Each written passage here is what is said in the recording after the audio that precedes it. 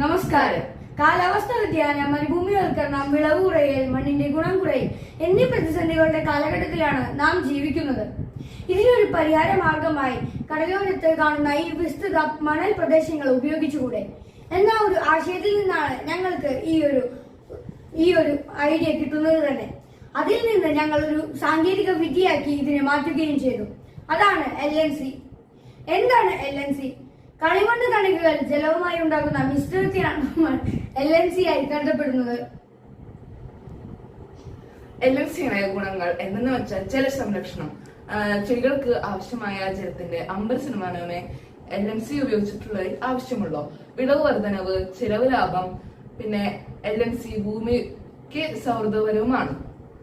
ഇനി നമുക്ക് ഇത് എങ്ങനെയാണ് നിർമ്മിക്കേണ്ടത് നമുക്ക് നോക്കാം. 100 ഗ്രാം കളിമണ്ണ് 1 ലിറ്റർ വെള്ളം എന്ന അനുപാതത്തിലാണ് നമ്മൾ ഇത് നിർമ്മിക്കുന്നത്. ഹൈ ടർബുലൻസിലാണ് ഇത് നിർമ്മിക്കേണ്ടത്. അതിനുശേഷം ഞങ്ങൾ കുറേയധികം പരീക്ഷണങ്ങൾ ചെയ്തു.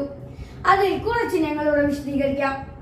ആദ്യം ഞങ്ങൾ 2 ബീക്കറുകൾ എടുത്ത ശേഷം അതിൽ ഫണലുകൾ ഇട്ട ശേഷം അതിൽ ഫിൽട്ടർ പേപ്പർ വെക്കുകയും അതിനുശേഷം ഞങ്ങൾ ഒരെണ്ണത്തിൽ സാധാരണ കടലോര മണലും രണ്ടാമത്തേതിൽ ഞങ്ങൾ LNC ചേർത്ത മണലും ചേർത്തിരുന്നു.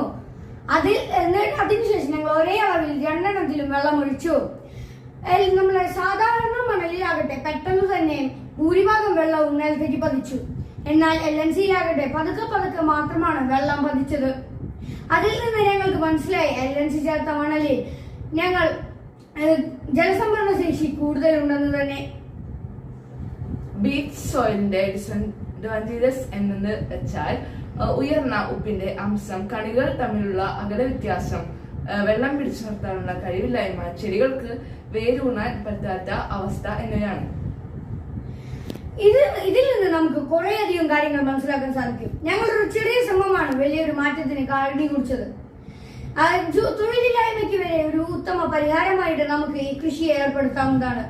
കൃഷിയെ എല്ലാവരും മറന്നു തുടങ്ങുന്ന ഈ കാലഘട്ടത്തിൽ നമുക്ക് ഇതുപയോഗിച്ച് വളരെ ചെലവ് കുറവ് മൂലം നമുക്ക് കൃഷി ചെയ്യാവുന്നതാണ്. നന്ദി.